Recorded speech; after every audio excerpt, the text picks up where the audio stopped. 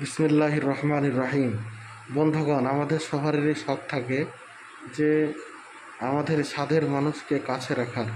আমরা একজনকে ভালোবেসেছি কিন্তু তাকে কাছে রাখতে পারছি না, আমাদের বাড়িতে মানছে না আমাদের ভালোবাসা।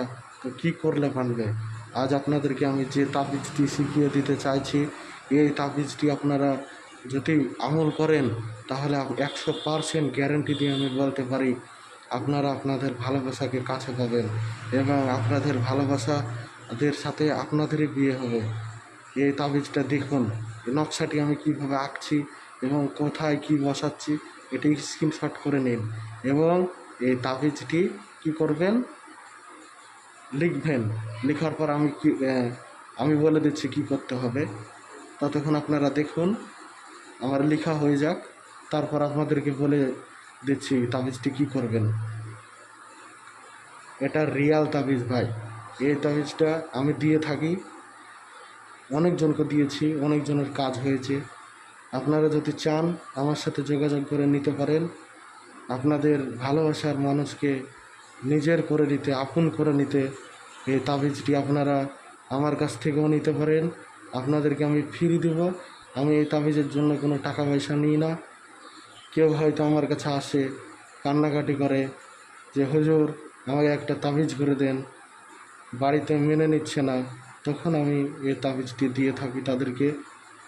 তো আপনারা তাবিজটি দেখতে থাকুন কিভাবে আমি লিখছি, কোথায় কী বসাচ্ছি। আপনাদেরকে এইভাবেই লিখতে হবে, এইভাবেই বসাতে হবে। আপনারা দেখতে থাকুন।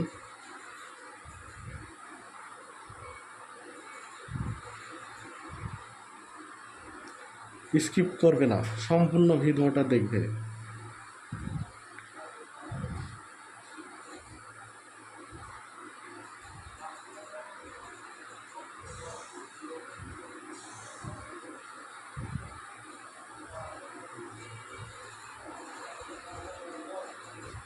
আমি দাগ টানা খাতায় লিখেছি, সাদা খাতাতে লিখলে আরও ভালো হয়। আপনারা সবাই সাদা খাতাতে লিখবেন। আমিও সাদা খাতাতেই লিখি, কিন্তু এখানে আমার হাতের কাছে এখন সাদা খাতা নাই, তাই দাগ টানা খাতায় লিখেছি। এর নিচে যে দুটি ঘর হবে, এখানে 4টি ঘর হবে।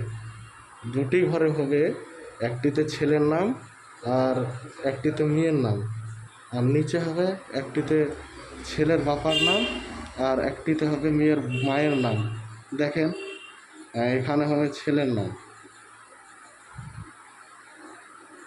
তারপর বন্ধুরা, এই তাবিজটি আপনারা লেখার পর কি করবেন?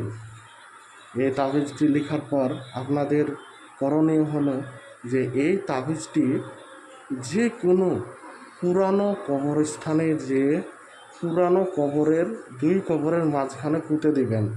তাহলে 100% গ্যারেন্টি দিয়ে বলতে পারি ভাই এই তাবিজটা কাজ করবেই। আপনার বাড়ি থেকে আপনাকে সবাই মেনে নেবে, আপনার প্রেমিকার বাড়ি থেকে সবাই মেনে নেবে। এই তাবিজটি মাগরিবের পূর্বে, আসরের পর কবরস্থানে গিয়ে 2 কবরের মাঝখানে যদি পুঁতে দেওয়া যায় তো সবাই আপনাকে মেনে নেবে। আপনি যা বলবেন সেই মেয়ের ব্যাপারে বাড়ি থেকে তাই মেনে নেবে। আপনারা করে দেখেন।